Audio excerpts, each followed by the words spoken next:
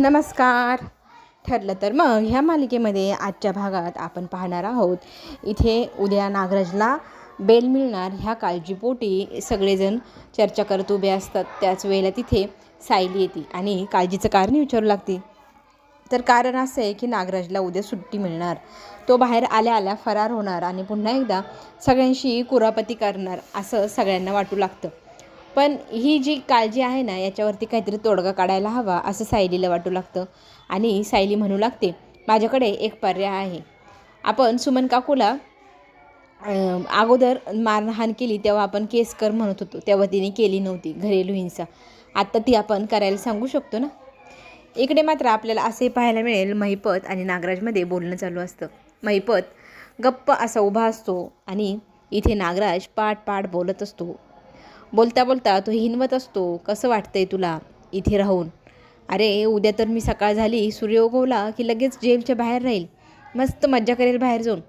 आणि तू ना तोंड बंद करून इथेच राहायचं, नाहीतर तुझ्या मुलीचा पत्ता सगळीकडे सांगून देईन मी. सगळ्यात पहिले त्या अर्जुनलाच सांगेल, अशी धमकी पुन्हा एकदा नागराज महिपतला करून देत असतो. महिपत मात्र मूग गिळल्यासारखा एकदम भित्र्या मांजरावाने गप बसलेला असतो. त्याचं अवसान पाहण्यासारखं असतं. आणि नागराज मात्र इतका टिव टिव टिव टिव करत असतो, त्याची सगळी बोलणी इथे तो मुकाट्याने ऐकत असतो. बघता बघता सकाळ झाली आणि वेळ आली ती नागराजला बाहेर नेण्याची. त्याची बेल झाली आहे सांगायला हवालदार येतो. 2 मिनटं म्हणत तो महिपतशी बोलायला जातो. महिपतला सांगू लागतो, येतो हं मी, आणि लवकरच मी एकदम ऐशो आरामात राहणार. तू मात्र सडशील इथे, असाच सडत राहा इथे, नाहीतर तुझ्या मुलीचं माहिती काय होईल. तोंड एकदम गप्प ठेवायचं, कोणाला काही सांगायचं नाही. आणि मी बाहेर गेलो तरी मला मिस करायचं. अशी छानशी एकमेकांना नागराज आठवण देऊन मग निघालेला असतो. हवालदार त्याला म्हणू लागतात, चला लवकर बाहेर. आणि बाहेर जाऊन राजा एकदम श्रीमंत माणूस यावा ना तशी एंट्री मारतो. आणि त्याने जणू कधी काही केलेलंच नाही, एकदम बेकसूर धुतल्या तांदळावानी जाऊन पोचतो. तिथे गेल्यानंतर बेल झाली आहे अशी त्याला बातमी मिळते आणि अभिनंदन असं म्हणत त्याचं वकील त्याला शुभेच्छाही देतो. लगेचच इन्स्पेक्टर त्याचं सामान आणायला सांगतात. त्याचे घड्याळ, त्याचे ब्रेसलेट जे काय असतं ते घेतल्यानंतर भरभर तो अंगावर चढवायला सुरुवातही करतो. आणि इथे पोलीस त्याला सांगू लागतात की तुमची आता सुटका झाली आहे. तर तो म्हणतो, होणारच होती, मी निर्दोष होतो, मला कोणी असं नाही ठेवू शकणार. आता तर मी मोकळा झालो, मोकळा श्वास घेईल मी, असं म्हणत तो तिथून आता निघायला मागे फिरणार.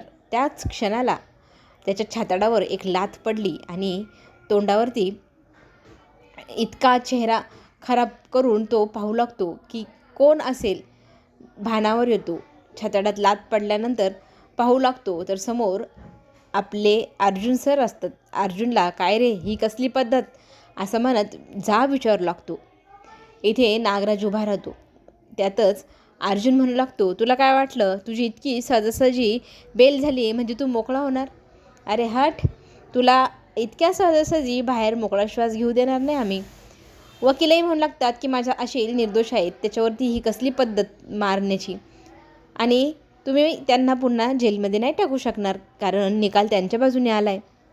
इथे वकिलाला अर्जुन जाब सांगू लागला की तू जे केलं आहे ते केलं आहे, त्याच्यामुळे तो सुटला आहे, पण आता त्याच्यावर दुसरी केस आली आहे, त्या दुसऱ्या केससाठी त्याला जेलमध्ये टाकावंच लागेल.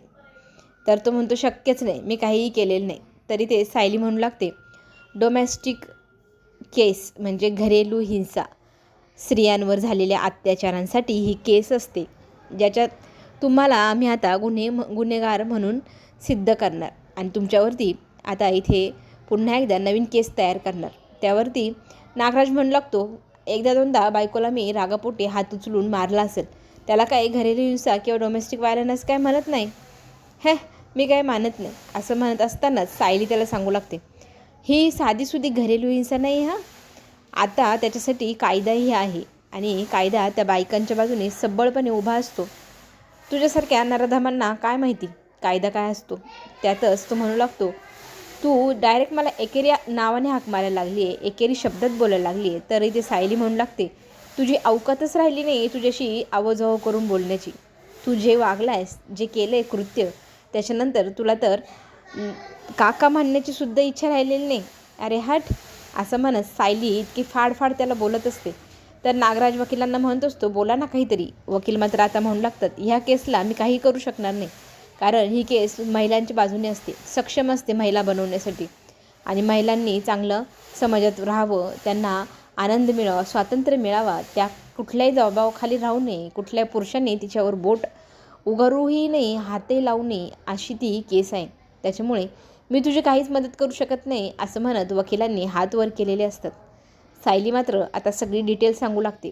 मी स्वतः पाहिलेलं आहे सुमन काकूच्या अंगावरचे वर्ण, त्यांच्या हातावर भाजलेले चटके, पाठीवर बसलेले फटके. याच्यावरती इथे लगेच प्रतिमाही म्हणते, मीही तुम्हाला हात उगारताना पाहिले. रविराज आता इथे म्हणू लागतो, आमच्याकडे आता तर पुरावे तर आहेच आहे, साक्षीदारही आहे. ह्या केसमधनं तुला असं सहजासहजी सुटू देणार नाही आणि कित्येक वर्ष तर तुला जेलमध्येच सोडू देऊ आम्ही, कधीच तुला घरी नेणारच नाही, अशी इथे आता तंबीस दिलेली असते रविराजने. सायली म्हणू लागते, तुम्हाला फार माज आहे तुमच्या ह्या वागण्याचा. तुम्हाला असं वाटतं तुम्ही काहीतरी वेगळंच वागतात, एकदम रुबाब दाखवतात, पण तुमचा हा जो माज आहे ना, तो आता उतरायची वेळ आली आहे. रविराजही म्हणू लागतो, आता मी तुला ह्या केसमधनं बाहेर पडू देणार तर नाहीच नाही, पण मी स्वतः प्रयत्न करेल की ह्या केसमध्ये तू जास्तीत जास्त कसा अडकणार नाही. घेऊन जायला असा इथे इन्स्पेक्टर म्हणू लागतात. आणि पुन्हा एकदा नागराजला जेलमध्ये टाकण्यात येतं.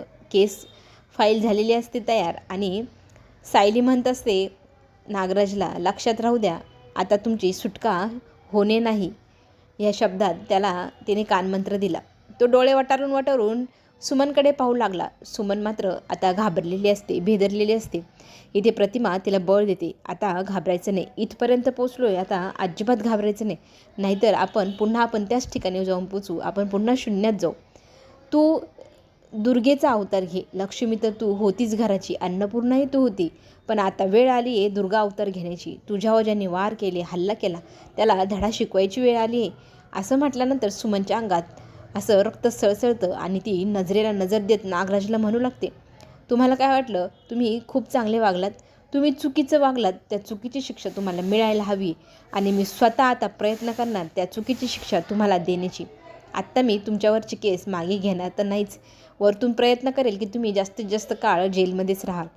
अशी इथे सुमनने दुर्गा अवतारात अशी तंबी भरलेली असते नागराजला. नागराजचा चेहरा पाहण्यासारखा असतो. रात्र झाली, सायली घरी आली आणि आल्या आल्या किचनमध्ये राबली. सगळे जेवले, सगळे झोपायलाही गेले. सायली मात्र कामच करते. कल्पना आता तिला जाऊन म्हणू लागते, हे बघ, तू ना आल्यापासून कामच करते, आराम तर एवढा तुला सवयच नाही, पण मला असं वाटतं तुम्ही दोघं नवरा बायकोनी निवांत बसावा, गप्पा मारावा. दरवेळेला तुम्ही कामातच व्यस्त असतात. अर्जुन ऑफिसमध्ये, तू घरच्यांच्या काळजीमध्ये. जितका वेळ मिळतो तितक्या वेळात तर तू केसची डिटेल वगैरे करण्यासाठी, त्याला मदत करण्यासाठीच जाते. तुम्ही दोघं निवांत कधी बोलतही असाल की नाही कुणास ठाऊक. आणि ती म्हणू लागते, मला किचनमध्ये खूप काम आहे, मला हे करायचं ते करायचं. तसं इथे कल्पना म्हणते, बाकी सगळं मी बघते, तू आता फक्त झोपायला जावे, आराम कर. इथे नागराजचा चेहरा पाहण्यासारखा असतो. सकाळी वाघ झाला होता, आता मांजर होऊन बसलाय. आणि जो मांजर होऊन बसला होता ना, तो बोका डरा डरकाळ्या फोडू लागतो. महिपत इथे आवाज चढवून, ए नाग्या इकडे ये, नाग्या इकडे बघ, असं म्हणत त्याला हाका मारू लागतो. आणि नागराज त्याच्याकडे मोठी डोळे करून पाहू लागतो. सीन बघण्यासारखा आहे. इथे मात्र आता कल्पना तिच्या खोलीत येते, नवऱ्याला पाणी देते आणि नवरा तिला विचारू लागतो, चेहऱ्यावरती काळजी दिसते, तणाव दिसतोय, काही झालं आहे का? तर इथे खंत व्यक्त करू लागते कल्पना की आपली सून आणि मूल दरवेळेला कोणाच्या ना कोणाच्या संकटात त्यांना मदत करत असतात, घरच्यांची काळजी घेत असतात. आपला अर्जुन तो ऑफिसच्या कामात व्यस्त असतो. ह्या दोघांना ह्यांचा संसार कधी करणार, कधी हे काम करणार, काम कमी करणार आणि स्वतः एकमेकांकडे लक्ष देणार, याविषयी आपल्याला दोघांना आता मिळून अर्जुन सायलीशी बोलावं लागेल, प्रताप म्हणतो. आणि सकाळी आपण नक्की बोलू हेही म्हणतो. रात्र झाली, बराच वेळ झाला, पण अर्जुन ऑफिसच्या फायली चालण्यातच बसलेला असतो. सायली मात्र आता चिडते त्याच्यावरती, लाईट बंद करा, नाहीतर मी आता तुमच्यावर रागवेल. तर तो म्हणतो 5 मिनटं, 2 मिनटं, 1 मिनटं. ती म्हणते एकही नाही, 5ही नाही, 1 क्षण नाही, पहिले बंद करा. ती दम भरत असते आणि म्हणत असते, माझ्या सासूबाईंनी आज मला इतकं प्रेमाने झोपायला, आराम करायला पाठवलं, त्यातही तुम्ही लाईट लावून बसला, मग काय उपयोग माझा झोपण्याचा आणि आराम करण्याचा. अर्जुन म्हणतो, बरं बाई. तर तो मग लाईट बंद करतो. सायली गाढ झोपी जाते. बघता बघता सकाळ झाली. आपली सायली अन्नपूर्णेचा अवतार घेऊन किचनमध्ये पदर खोचत स्वयंपाक करायला येते. त्यातच विमल तिला म्हणू लागते की ताई, आज तुम्हाला सक्त ऑर्डर आहे की काहीही काम किचनमध्ये करू द्यायचं नाही. सायली घाबरते, कारण विचारते. कारण कळल्यानंतर तिला फार भीती वाटते. तिला कल्पना आणि प्रतापने खोलीत बोलवलेलं असतं आणि त्यांनी जे सांगितलं ते ऐकल्यानंतर इथे अर्जुन आणि सायलीच्या पायाखालची जमीनच सरकते. इतकं मोठं संकट आता कसं पेलणार हे दोघंजणं. चला तर मग आपण पुन्हा भेटू. चॅनलला लाईक करा, सबस्क्राईब करा. नवनवीन व्हिडिओ घेऊन आपण पुन्हा भेटूया. धन्यवाद.